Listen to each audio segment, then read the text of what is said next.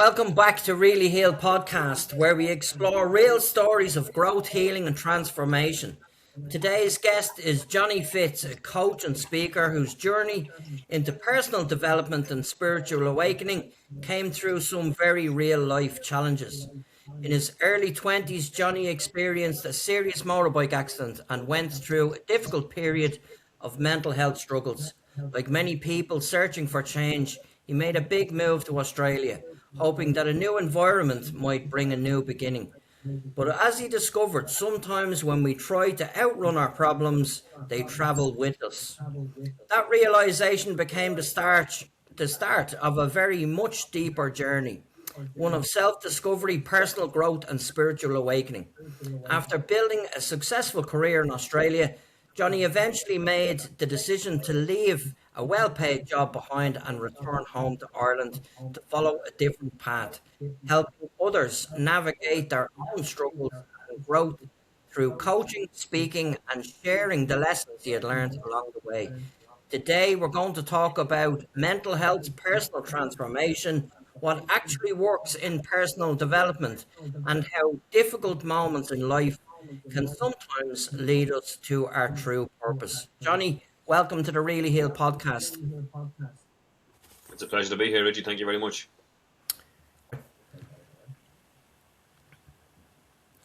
So, Johnny, great to have you with us today. Tell us a little bit about yourself and where your story begins. Well, like you said, my story begins right back when I had a motorbike accident when I didn't have a worry in the world back then. When I think about myself at 23, I didn't have a worry in the world. I was going out on my motorbike one day, young, free and careless in lots of ways.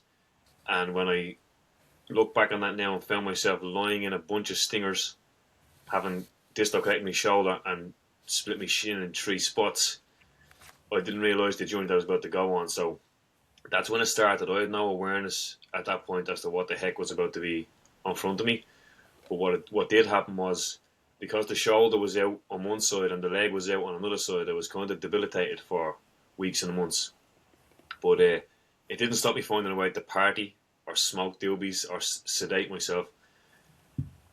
And then as the months followed, I was always going to Australia. So as the months followed, I was having bouts of vertigo. The room was moving around me one time in the bookies. I had a panic attack one time watching the Limitless movie in the cinema, and I literally seen myself getting removed from the cinema in an ambulance, which was quite scary for me. And so as the months following that accident progressed, I was going to a doctor. I was telling him about my head spinning, and I was telling him about pressure in my head. I got sent for brain scans and stuff like that because the front of my head just had so much pressure in it. And I got to a point where it's like, once I get to Australia, I know I'll be okay. Once I get to Australia, I know I'll be okay. But I'm not joking, as soon as I landed on the plane, I realised I'm not okay. So I say now, as soon as I landed on the plane, I realised I still had the same brain. And there's a couple of key moments then that, looking back, I can sync them together. Whereas I'm on a beach in one of the most beautiful locations that I've ever been in. Still to this day, dolphins coming in for their breakfast every morning. But I was in the worst place that I've ever been in my own head mentally. Very lonely, very scary. Never been away from home for longer than 2 weeks. I was getting into this 3 or 4 week period of being away, travelling. And then I says, look, we actually cut the travelling short and went back to Perth and knuckled down and got a job on a construction site, which I didn't really like either. I kind of had there was a lot of reasons that I went to Australia, but then it didn't seem to be doing what I thought it was going to do. And so, long story short, I'm in the pub with the boys one night, and I'm saying, lads, I need to go and speak to someone. Like, my head, like, I'm leaving conversations with you and I'm just replaying them over and over and over again. I'm going home and I can't switch my brain off. It's like, I had this concept where I was like, why is my own head wrecking me head? We live together, man. Like, I was so frustrated with myself, and I had never experienced this before. So it was actually quite scary, confusing, and lonely in lots of ways. Because who do I say it to? Because when I say it to the boys in the pub, they're like, will you stop your grand, Johnny? People used to tend to come to me for answers in lots of ways. I would have had a lot of advice out of the group. So that moment led me to just like, no, I have to go and speak to someone. And I went to see a psychotherapist then pretty soon after. His long and short of it was, you're lacking serotonin, son. Here's a serotonin pill. And so he gave me a prescription drug called Prestique, which actually just gave me weight gain. I'm seasoned enough on the party scene. Like, this didn't even relax me. This didn't even do anything. And like, again, weeks passed, and I kept saying it'll eventually kick in. It'll eventually do something for me. It'll eventually make me feel better about not feeling good, which is what a lot of people say about antidepressants. But from there, when he gave me the word depression, it's like I never really heard it before. And so when that was October. So when I'm buying my girlfriend at the time a book, it was a Jade Goody book, and I'm looking in the pop culture section, like I'm looking for a Jade Goody book. And that was looking back now, that was the first time that something brought me to look at a book on the bottom shelf over here. It was called Mindful Way Through Depression. And that was the beginning of me starting to make sense of what was happening in between my ears. Oh, great. So, Johnny, what was the turnaround for you, do you think? I know you got the book. Was there anything else that really stood out for you, or anything else that, you felt you needed to go further with, or was that the actual turning point? And what was it you turned to? I know by the time you came back, you were in a pretty good space. Um, what did that journey for the rest of your stay in Australia look like? Good question. That was the beginning of me making sense, like I said, of what was going on in my head. So when I read that book, and then the books that followed, like, it was not too far away from the Law of Attraction book, The Secret coming out, the Magic, Practice and Gratitude. Like, at that point in time, before that, the only books that I ever read was IRA or Gangland books. And I'd read Paul Williams' books, and I'd get a couple of pages in, and I'd forget. None of the information was retained. I wasn't a reader before that. But once I start reading about mindfulness, the power of my mind, and being able to make sense with what was underneath anger, and why I was getting angry, and why I was getting anxious, and how all that worked, I actually I became a bit of a geek to it, because I was fascinated at this. I'm like, why? This has been a burning question from every book that I've found since. Why am I not learning this in school? Like, mind, money, and emotion, like you. Why am I not learning about how my mind works, how to process my emotions, and how money works? And so I just became, like, I picked up the book Think and Grow Rich. I couldn't really process it at the time, and one book would mention another book, would mention another book. So the rest of that journey looked like me becoming a bit of a geek to reading, and mostly actually listening. A lot of them were listening to books. And so that led me to, when the magic came around and I started practicing gratitude every day, writing my gratitude list, I ended up having a random meeting. I was doing the cool room, and another lad was up on top of the cool room doing I was doing the pipe work, and he was doing the electricity. He was an electrician, so he just basically, we started small talking. Another big piece is that I actually jumped over there is I had 3 kids in the space of 5 years, and so a year or so after that episode, or whatever you want to call it, I had a son. And so in that build up to having a son, I'm hearing the phrase unlearning.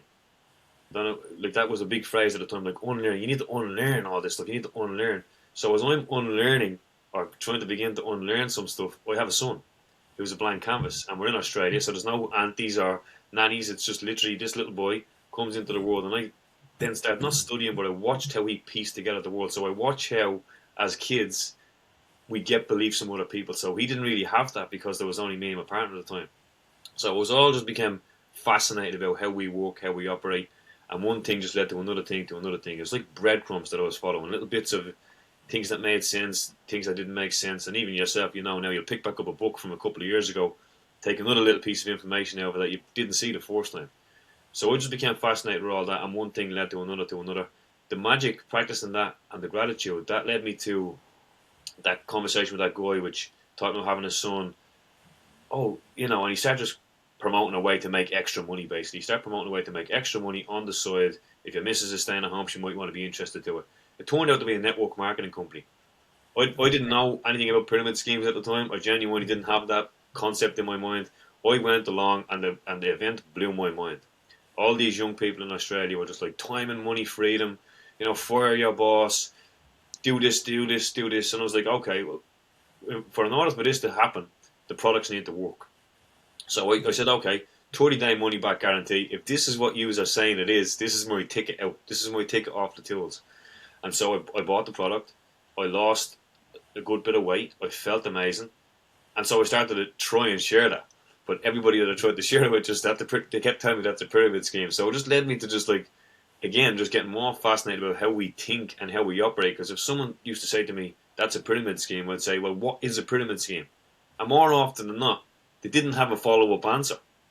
Yeah. So again, it gets me back to like beliefs and what we think we believe, and we're like, well, one or two questions away from our whole belief system being like collapsing almost. Because people used to say, for example, for anyone who doesn't know what I'm talking about here, I'd say, what's a pyramid scheme? And say, I don't know actually. Or as far as I'm aware, they take your money and the person at the top makes all the money. I'm saying, yeah, but what I'm doing here, I'm giving money over and I'm getting a product. And if it works for you, you share it. And if you don't, you give it back and you get your money back. So that was just one of them examples of how what we believe can be a little bit strange sometimes. But anyway, that opened the door for me then to a lot of podcasts. Or like in those rooms, and I was going along every Tuesday and I'm learning success stories and I'm getting results myself and I'm making a little bit of money here, a little bit of money there. That opened up the whole podcast around for me. Brendan Burchard and there's just lots of these like Les Browns and Lisa Nichols and all those, lots of these names going on podcasts, and that's where I just started to just literally train myself and turn my van at the time into a library. And every day in work, if I was able to, just listening to books. The Power of Now, Eckhart Tolle was a big one. And so just slowly over time realising that there actually is a way out. Success leaves clues. There's loads of ways to actually get off the tools if that's not what you're here for. Because for me, looking back, I kind of just went after money after school. Like I knew I was going to be a tradesman or work with my hands, and that's what I thought at least. And so I went after that. When I actually started to think about, is this forever? And especially having a son and building a family, it's like, I don't want to do this forever. So the network marketing looked like my way out. But it just really opened up so many more doors. And now looking back on all of it, what I was really drawn to was the speakers. The people who were able to motivate and inspire and tap into. People are here for all sorts of different reasons. So I just wanted to know what my reason was. So the rest of my time in Australia looked like why am I here? And I will say, a lot of it was frustrating. A lot of it was frustrating because I'm like, why am I here? And they were disempowering questions because I didn't know the answers at the time. So I was getting more frustrated. So I often say that like sometimes we're trying to think our way out of overthinking. And sometimes the more information that you have, the more you can beat yourself up with. So as much as I was seeking and getting all this information and gathering all this knowledge, it was kind of on some level more to realise how much I don't know or how much I can beat myself up with more language. I could use more Yeah, ways. I think the more you learn, the more you realise how little you know. And something you just said there really stood out to me. I remember having a conversation with my father probably 30 years ago. I came in from whatever the menial job I was doing at the time and giving out, and he said to me, son, go and find a job you love and you'll never work another day in your life. And it took me years to kind of realize exactly what he meant by that.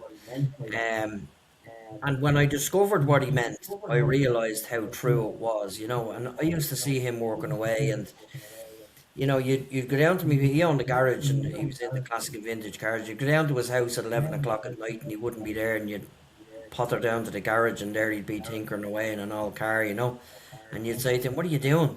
And he'd say, "I'm happy. I'm doing what I love doing. And this is what I love doing. This isn't work for me." Um, and so I think I really discovered that myself. And I think that's what it sounded like to me, that you were at that turning point where you knew there was something bigger or better or something you needed to discover, that yeah, we all need a 9 to 5 for a period of time, and we have to earn a crust and pay the rent and whatever, but there was something more out there for you. um, and do you think personal struggles can sometimes push people towards growth and an awakening? 100%. 100%. 100%. The reason, the metaphor or the way I see that is, if you have a seat close to the fire and it starts getting warm, you don't move your chair till the very last minute. Same with a splinter in your foot. You don't stop and take a shoe off and take a sock off and take a splinter out till the very last minute, which means we're more motivated by pain than we are pleasure. Because the best thing to do is to move as soon as it gets warm, or take the splinter out as soon as you feel it. But we just keep going and going and going and going and going and going until it gets almost unbearable, and that's when we move. So that's why in the crux of it, you're like, fuck off, don't be telling me that. I don't want to hear that. It's all happening for my best interest and everything's. But at this point now, when I look back, I'm grateful for the crash, I'm grateful for the depression, I'm grateful for all the struggles, because I can see what they were doing. They were forging me, they were building resilience, they were building self-reliance, building my character, and building me as a man. Adversity makes the man. Yeah, most definitely. The mind, it's a powerful tool, and like that, when people are in a place where they're stuck, you know, we want to be able to give them the transformation because we have the answers. But there's a piece that they really need to discover, that journey piece for themselves. And I think everybody has at some point that turning point. I suppose the hope is that they get it sooner rather than later, isn't it? Yeah, yeah, but that's it. When you, well, for me personally, when I started to find all this information, I wanted everybody to know. So I was going around probably wrecking people's heads, saying you need to do this and you check this out. And everybody's on their own journey. That's what I know now. Everybody's on their own journey, and there are no mistakes. What do you think gave you the confidence to be able to turn things around?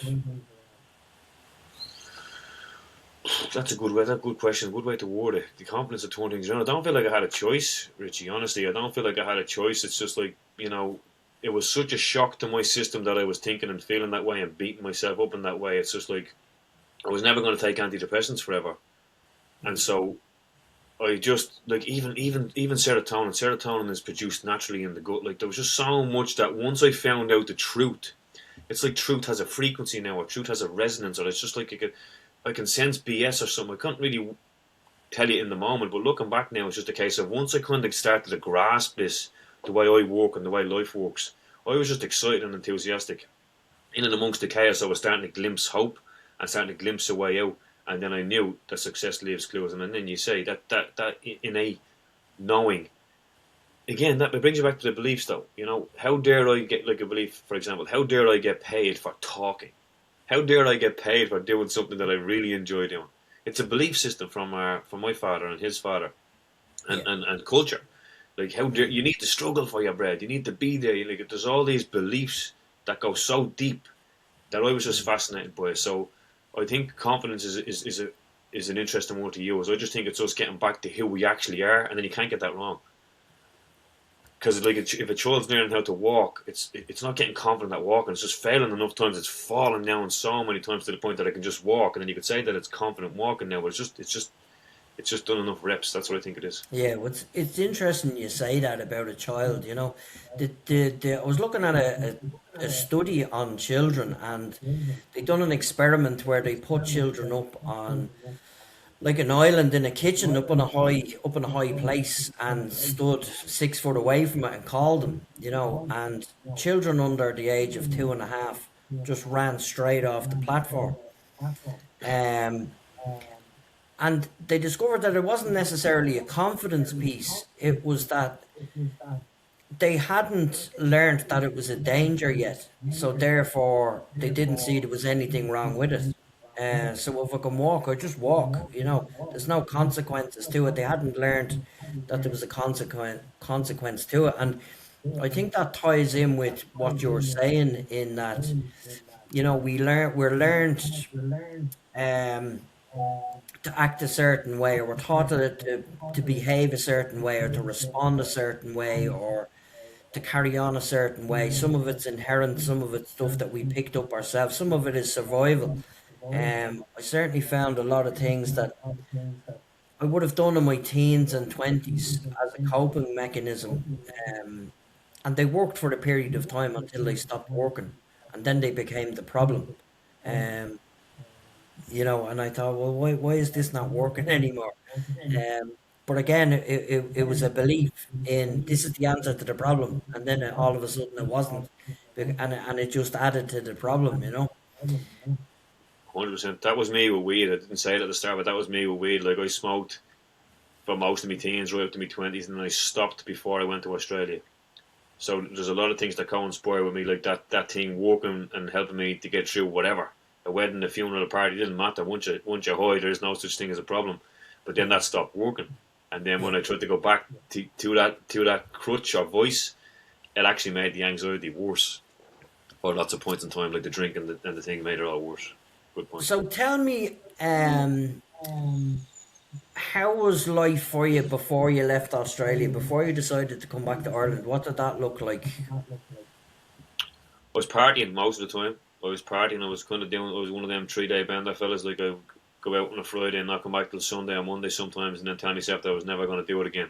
That was about 3 years prior to going to Australia.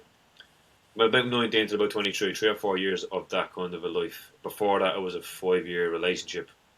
But yeah, it was a lot of partying and a lot of never really going out on the town, but like houses and just finding a way to stay up for days. And I wore it as a badge of honor. That was kind of, you still up? Yeah, still up. And I just kind of, that was my lifestyle for a good few years.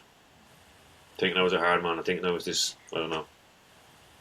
Yeah, I done it myself, and I know an awful lot of people that did as well. And again, um, we have this perception in our minds that this is the cool thing to do, and it's the solution or the escape to the problem that we thought we had until it no longer serves us as a solution.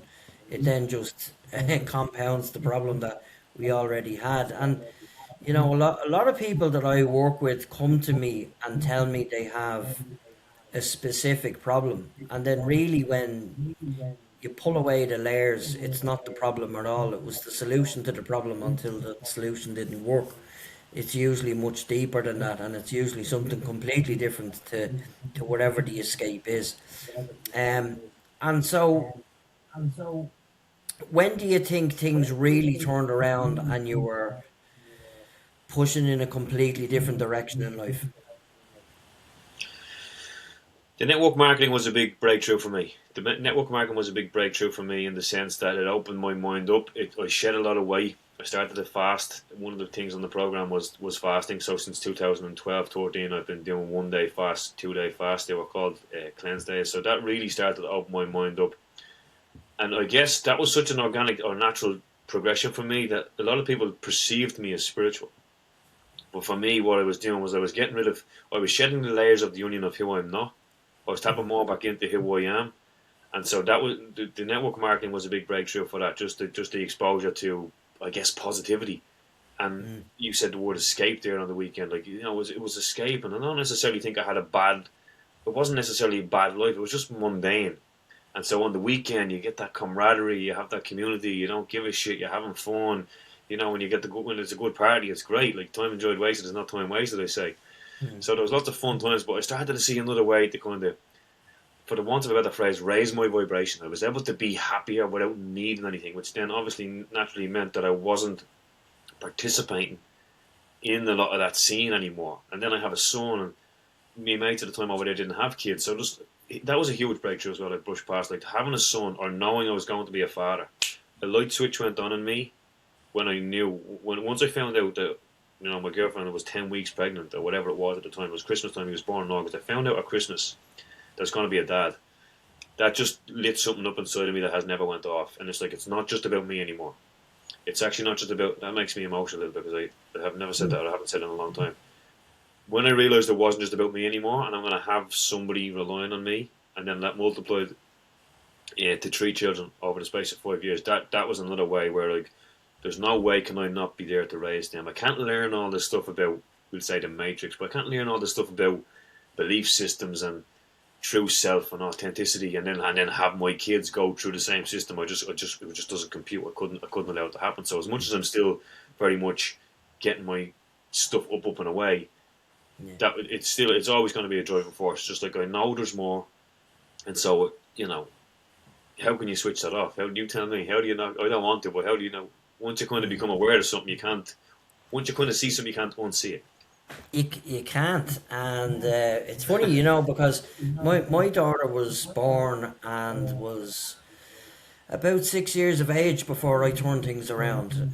So I'd had a complete disaster of a start as being a parent, and yeah, she was about six and a half when I turned things around. And of course, when everything changed initially, I was gung ho to try and drill that into her, that I needed to show her. And what I quickly realized was, or maybe not so quickly, but what I realized was that I needed to be an example to her, that I couldn't preach it to her, and that she had to learn certain things for herself but that I would always be there in the background to support her and guide her and help her. That I couldn't, this is what I believe now, and this is what I, do. So you need to do it as well. Um, and it's funny, there was a piece where, she came through her teens, and I could see the rebellious streak come out in her, and completely defiant. And on the inside, it hurt me and it cut me up. But she just recently became a parent herself, and I've a new grandchild. My first grandchild's just 4 months old, and Like, I can see a complete change in my daughter in the couple of months. Now she'd lost her teenage rebellious streak. She's 26 years of age, so she'd come out of that, but she was working away and doing her thing. But she was still one of the girls, and she liked to go out and do a little bit of partying and stuff like that. And she tamed it down. Uh, in a couple of years running up to becoming a mother. But the change in her and the relationship that I have with her, even in the last few months while she was in her pregnancy and now since she's given birth, the difference is just a different world, and even the level of conversation we're able to have with each other. And she's starting to see the pieces where I would have said to her, "Don't do that, sweetheart. Stay away from them. Don't be getting up to that. This is what you need to do." Now she gets it, because she's going, yeah. "I have my own little human I need to look after." And that's exactly what I'd be telling them. I now see why you done that, Dad, or why you said that, or acted that way, or whatever. So it's beautiful. And I suppose in all of that, the lesson I learned was, instead of forcefully trying to get them to do it, to stand back and be an example. Let them see it. Let them see you doing it yourself. They'll naturally want to, or they become inquisitive to it and want to do it themselves. 100%, and yeah, make no mistakes about it. I was still very much a boy. I think a lot of us are becoming men. I say that as a generalisation, but from boy to man, I don't think all men make that journey. All boys make that journey. So I had a lot of growing up to do still. As much as that light switch went on, make no mistake about it, I had a couple of blowouts and I had a couple of mishaps, and I was still very boyish in lots of ways for a few years. But I think what happens is we don't cook the baby. Like, it cooks in the woman, so their body instantly changes and knows, I'm a man now, whereas I think there's a bit of a lag for us, like, a few years Definitely. for Well, I sure. suppose while they're pregnant, and it was funny looking at my daughter and her partner and the relationship between the two of them. So it was something very, very, very real from my daughter once that bump starts showing. But for her partner, he didn't really. Reality didn't kick in till the day we were standing in the maternity hospital, and there was a child in his arms. Yeah, yeah. It was completely different to the It's still conversation fresh. we were having 2 weeks previous. And yeah, even like he drove a motorbike up until the baby was born. And he was like, "I'm never giving up the motorbikes. That's not happening. I don't need to do this and I don't need to do that." And as soon as the baby was born, I was like, "Okay, I'll sell the motorbike now. I need to," And it was kind of funny to watch. Beautiful but funny. Um, Yeah. so yeah, I think for me, yeah, it took. I mean, I was 30 years of age before I copped onto myself and started to turn things around, and I did. I had to be brought to that rock bottom place, myself, before, um, yeah, things had to change. It wasn't even an option. It was like, do I give up on life here because I can't live my life the way it's going, or do I change and turn things around? And a gentleman came along to me and he said, "You've only to change one thing to make this happen." And I said, "What's that?" And he said, "Everything. You have to change everything. Everything has to change." And I went, "Oh, fuck, okay. I don't remember signing up for this," and he was right. And look, it took a while, and there was a bit of a process, but I got there. And I suppose leading on to the next question I'd ask you, when you came back to Ireland, um, what did that look like for you? I suppose, why did that decision really happen, and what did that look like when you came back then? The decision, one of the main deciding factors for coming back was when we had a daughter, she came early. She came 5 weeks early. She wasn't supposed to be there for another 5 weeks, so I was planning on having another big chunk of money and really enjoying having some home time. So that was another, you know, surprise, I guess. But the long story short is because she came early, I was off 2 weeks, and I never really got to enjoy her coming into the world, and I was back in work too quick. That's the ultimate. That's the long and the short of it. Is I was back in work too quick, and I'm like, this is not the way it's supposed to be. And at this point, we had changed into a different network marketing company that was in Ireland. It's funny how life works. The other one was only in 13 countries. We found a new one that was actually in Ireland and the UK. 2 people signed up with us from Australia who were in Ireland, and then when we go back home, they just fizzled away. And so that was the decision. Okay, you know what? When my daughter was about 3 months old, we came home with a few quid, and as we sold everything up, came home with a few quid, and said, we're going to do this network marketing thing. I came home saying, I'm going to wake up a nation, and I thought it was going to be the cheese or whatever. That was 10 years ago now. But so that was the deciding factor. Like, we might as well have family around us. Let's build this thing from the ground up. And I've tried a few things since then to kind of land on the fact that this is another life lesson for me. It's like, trust yourself. How many more books do you need to read? How many more YouTubes do you need to watch? How many more things do you need to realise before you actually go and take that leap, or go and start taking action yourself to find out what your thing is? I'm a fecker for just like, I'll learn this, I'll get this course, I'll do one more coaching program, and ultimately very craftily distracting myself from what I'm supposed to do, which is speak and teach and coach people.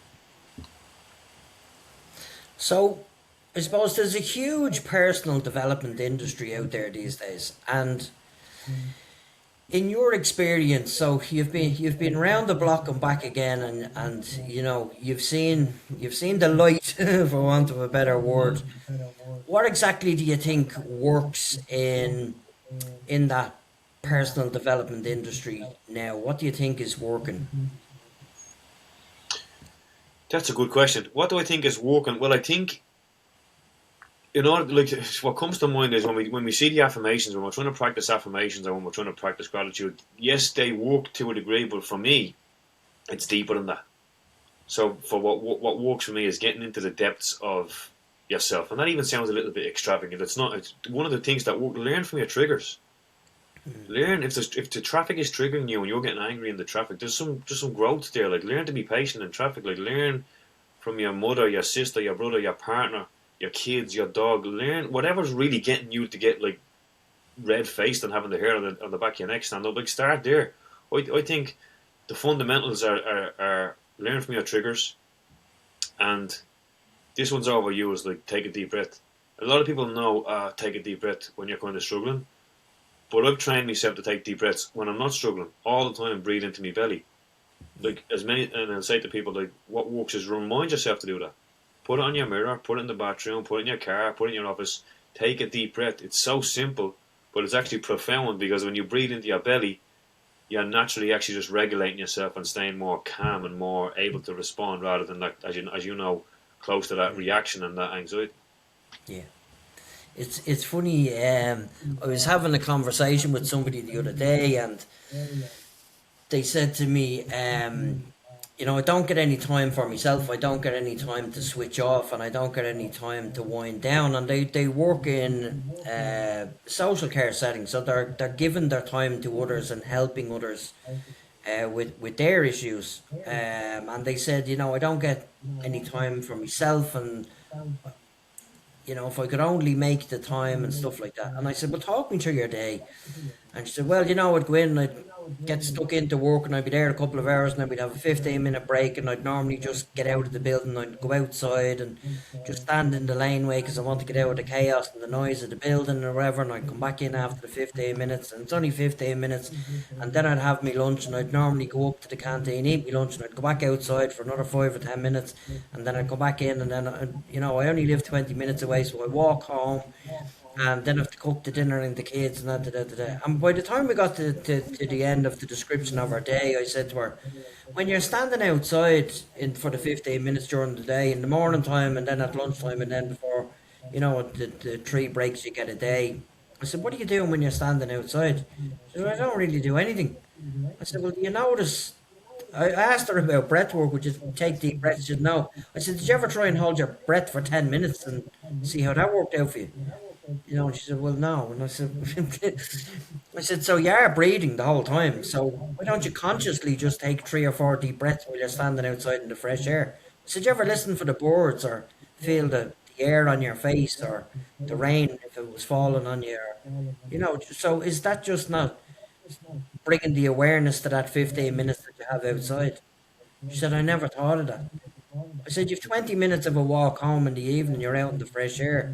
Can you breathe while you're walking? Can you be aware of your surroundings, of the nature? Do you ever hear the wind blowing the trees and listening to the leaves rustling? I said, is that so? It's not that you don't have the time, is it bringing awareness to the time that you do already have and enjoying it? And you could see the penny drop moment for her. It was I love beautiful. that. Yeah. And she was kind of like, oh, fuck, you're right. Yeah. Uh, now that you mention it, you know. Um, but so I think there's an awareness piece there, isn't it, to bring it into yourself. That we tell her sometimes, And a habit. A new yeah, habit. A new habit. We're on autopilot all the time. So the opposite to awareness, you could say, is autopilot. So you're not conscious of all the different yeah, shit that you do. So that's why in the beginning I reminded myself to make myself have a new habit to just breathe a little bit more. Because Eckhart Tolle says in the book, if you were to take nothing else from this book and to do one conscious breath a day for the rest of your life will be significantly greater. yeah, That just stuck with me. But it yeah. gets valid, like everyone says, take a deep breath, but you actually have to take the deep breath. You know what I mean? And don't wait till you're stressed either.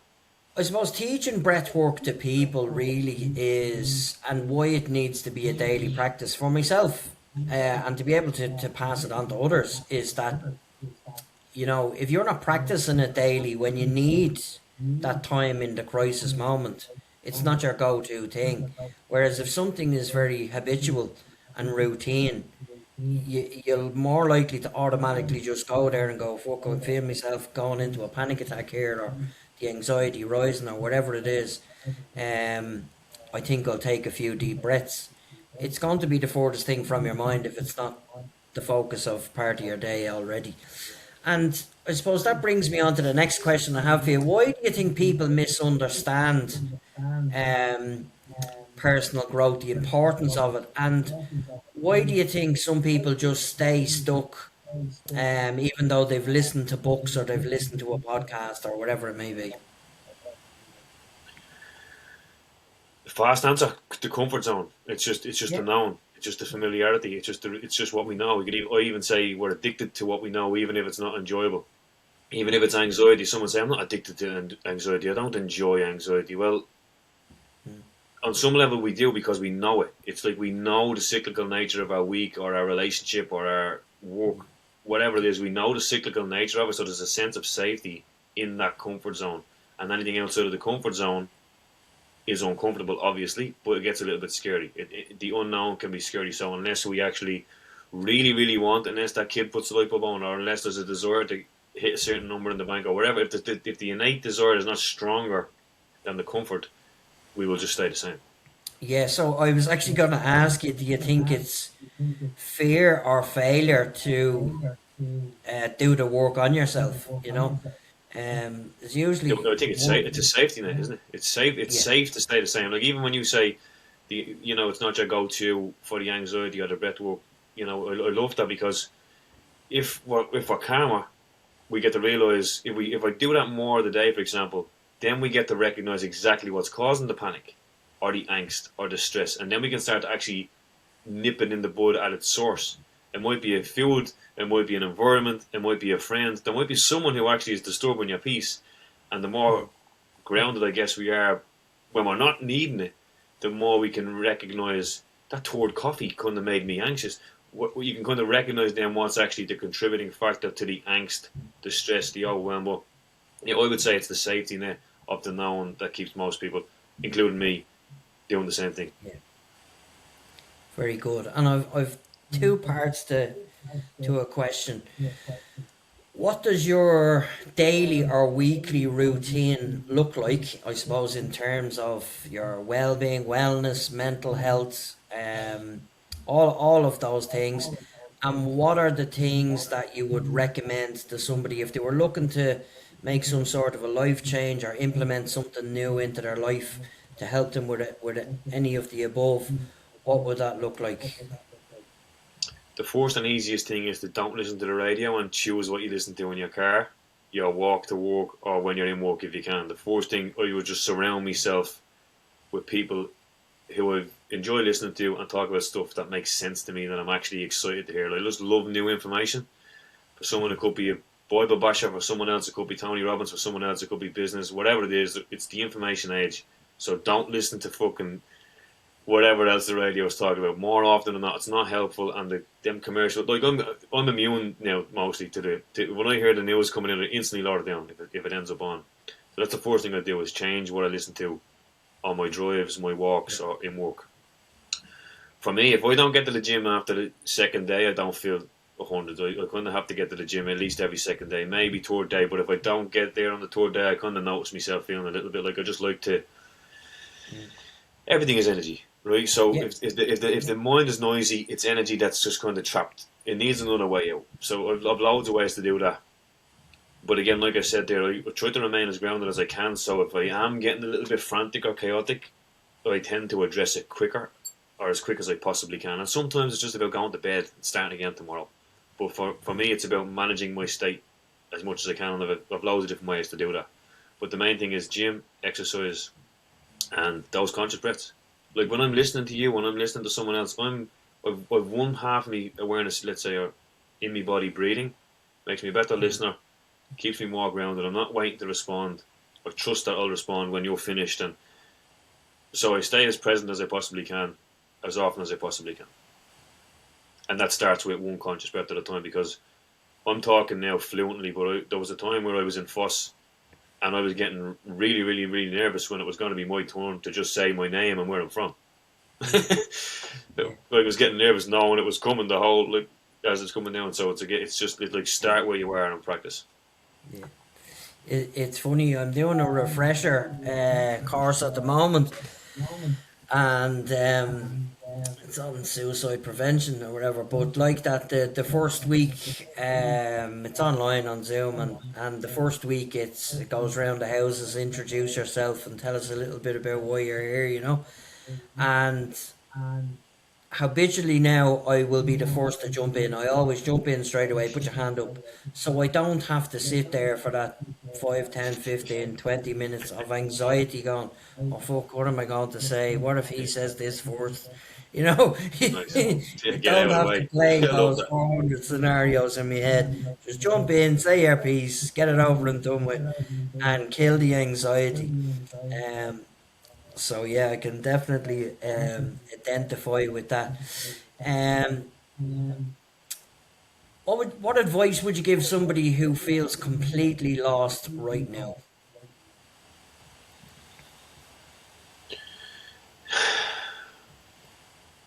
The advice for someone who's completely lost right now, most things for someone who's going to feel lost is going to sound cliche. It's going to sound like, yeah, easy for you to say. Like, I know that frame. I've been in it myself many, many times, and I've spent a lot of time there. So a lot of the time there's a scorn. If I put myself in that place, there's like a scorn. So I want to say something cliche like everything happens for a reason, or like start where you are. But I really, until you can find some sort of glimpse of inspiration that comes for you, and the best way that you can find that is to just, no matter how, I'll say this, no matter how lost you feel right now, if you've done one of those box breathings, like the 4, 4, 4, 4, and you've done that like 3 or 4 times, and you actually just forgot about yourself for a minute, people, in my opinion, need to get a spark of inspiration from themselves, from inside. Like, make that call, get on that podcast, like, text that girl, whatever it is, just some little. I believe truly with all my heart that there's a higher power guiding me. Like, I don't really necessarily call it God. I lean more towards the word intelligence, but I don't believe anybody is exempt from that or separate from that. So if you're lost, I wouldn't necessarily be getting down on my knees and begging and praying, but I would be creating space for inspiration to come through. And how do we know it's inspiration? Because you haven't taught it before, or you haven't taught it in a while. It feels very different to what your stinking thinking loops are doing. So creating that space for inspiration to come. Go for a walk, even though you're not in the humor for it. Leave your phone at home. Do something different that makes you think something new, that gives you something new to act on. I think it has to come from inside, because otherwise it sounds like fuck off. Yeah, Very good.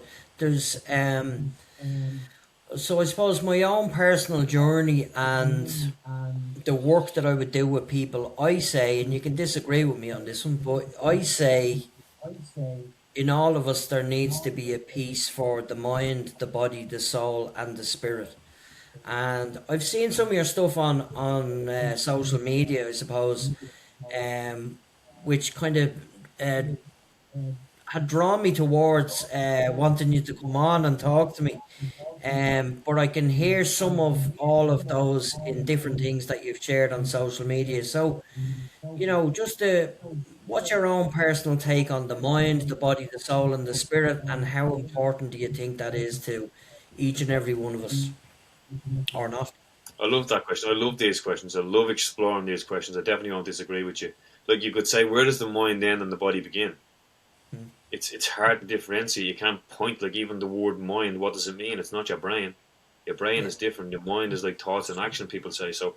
All of that stuff to me, like that excites me now. All them questions excite me. So what's my thoughts on that? My thoughts are when I first started this journey, and I used to hear people say, you just need to start living in your heart. You just need to come out of your head and live in your heart. And I was like, what the fuck does that mean? That used to frustrate me. That advice frustrated me. I was like, what do you mean live in your heart? If it was the so other people say the longest journey that a man will ever take is that 18 inches from his head to his heart. So for me, what I've come to understand is what was underneath my overthinking was a heart and a soul, if you like. Just to use words to try and describe what we're talking about. I believe we all have a soul. I don't use the word spirit much, but if I was to use it now, that's what fills me up. That's the light. I would say the spirit is the light, the energy that emanates from me. And my heart and soul has a purpose. And so the mind, heart, soul, they're all connected. But the overthinking, to me, it's like a protection mechanism to not feel. Because for most men, it takes MDMA, it takes alcohol, it takes Mary Jane, it takes something to kind of kill that ego. That's what they call it, getting stoned. Like it takes something to take the ego away so that you can actually get to your heart. And then in the world that we come up in, it's not very safe to stay in your heart because you just get the piss ripped out of you. Like me included, I've done it. And I still get glimpses sometimes of what I would say to if my younger self seen me now, it'd probably slag me. But underneath the overthinking mind is a heart and a soul. So I think you need to learn to build strength in your heart so that you're not too fluffy, too soft, too gullible. So you need to have strength. You need to be a lover and a fighter. So that would bring the physical body into it. You need to be able to, lift things and do whatever you need to do physically as well as mentally be strong. And then my soul, I believe, has a purpose, and I believe we all have a soul's purpose. And so I believe the soul is the unique part of me, like a fingerprint. And then the mind is like when I'm using it consciously to energize the dream and focus on what works. Then it becomes tricky, just because fear can come up. So that landscape really fascinates me. So I think they're all connected, and it fascinates me. Like the whispers of your soul or the whispers of your heart, that can be frustrating language when you're in overthinking. But it's a case of I just put it down to like what energy at this point. If the fear contracts you, faith expands you. There's enthusiasm and excitement and joy, or there's fear and there's doubt and there's insecurity. So for me, it's about expansion and contraction. Does that make sense? You know what I'm trying to explain when it comes to like how do you sync it all together? What's expanding me? What's shrinking? Yeah. How do I do more of what's expanding me? Yeah. It's funny, I suppose because of my work and I've worked in the industry of social care and stuff like that for so many years, I always hear the term mental health, and we automatically go straight to the head and, the difference between the brain and the mind and how everything else has an impact on that. So when we talk about mental health, we're not so quick to talk about how are we spiritually or what does that even mean? What does our soul mean? Or even the body, and it's fascinating when you stop and take a minute and look at it, the importance of all four aspects of that, and that's something very different for everybody, and that's okay because it's really whatever works for you. If it works, great. It really only needs to be questioned when it's not working, Yeah. So I think it's a really important piece. But before we go, I just have a couple of more questions for you. Um, where do you see yourself in terms of work or in the future? What would you like to see, or is there anything that you feel that another milestone you'd like to achieve? What are you looking at going forward? I'd love to speak to thousands of Irish people all at the same time and get them really excited. Like lots of different visions come to me every now and again, but when you're asking me now, it's the one that comes back all the time. But just seeing Irish people happy in their power. We're known for so many different things over the years, but I just feel like it doesn't take much to get us excited, whether it's Italia 90 or whether it's Katie Taylor or someone coming home from the Olympics. It actually makes me emotional to think about, but that's what I want to do. I want to inspire Irish people. I want to speak in front. I want to speak all over the world, but I really want. There's something about like igniting the Irish passion and power. Such good people. It doesn't take much for us, like I said, to get excited. So that's a big passion for me. It's just to light us up, get us all inspired, get us all living true to who we are, confidently and calmly. That And lights me up. if you had one message to leave with the people today, uh, from your experience and your story, what would it be? Grow where you're planted and start where you are. Like start where you are and grow where you're planted. So a lot of the time when you start to wake up, you start to resent your parents, you start to resent your friends, your area code. Start where you are, practice it now wherever you are, and we will move up and out and get into alignment. But there's no point in like resisting this moment. There's no point in resisting where we are. So start where you are. Very good. Lovely. Johnny, it was an absolute pleasure talking to you. Again, before we go, tell us where we could find you, whether it be online or if we wanted to get in touch with you, your social media hooks, different things like that. You'll find me on Johnny Fitz on most things. I'm mainly messing around on TikTok at the minute. So my name is Johnny Fitz on there. My handle on Instagram and TikTok is Awareness Changes Everything. So you'll find me on social media. That's where I'm messing around most of the time. And I'm coming up in the future. I have online talks where I can talk to you on Zoom and in person events where we're going to bring some music. I'd love to have these kind of personal development parties. I've not done one yet, but it's one of those visions that doesn't leave me alone. Maybe you'll even be involved with it. But I want to bring people together, share this kind of information in a way that's helpful, impactful, and transformative. So that's what I'll be doing in the not too distant future. Lovely. Johnny, thank you so much for coming on and sharing your story. It was an absolute pleasure. I think a lot of people will resonate with your journey of where you've been and where you've come to. So keep up the great work. And Thank you, sir. that's us. Thank you for tuning in to Really Hill Podcast. We'll be back with you very soon.